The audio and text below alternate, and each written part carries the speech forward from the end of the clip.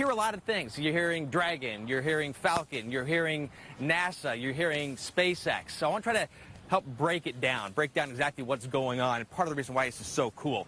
So what you're hearing a lot is Crew Dragon, Falcon 9, okay? So what we have here, this is Florida right here. We're in Florida. This is land, that's water. We'll get to the water in a second. But so we have right across this water is where the rocket is. We'll just do that simple. That's the rocket. That is Falcon 9, okay? And that is SpaceX. On top of this, on top of the rocket, you have Crew Dragon, okay? Also SpaceX. However, in the rocket, you have the astronauts, okay?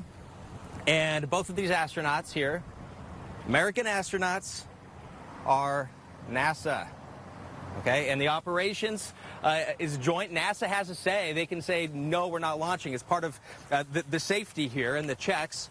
So what's going to happen here? Once this rocket launches once Falcon 9 launches with Crew Dragon, it's going to go up on its way to the ISS.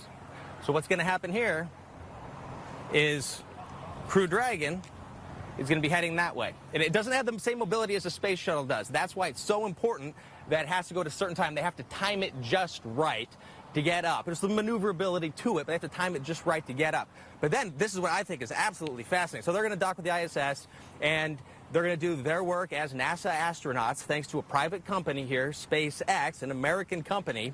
And then what's going to happen here is the rocket is actually going to turn. So it goes up like this, and here's the top, here's the bottom. So here's the top now, here's the bottom. Falcon 9, and this is one of the coolest things. They can do this on land, or they can do it out in the ocean. And the Atlantic Ocean's right over there, and out in the Atlantic, the rocket is actually going to come down and land on a boat in the ocean.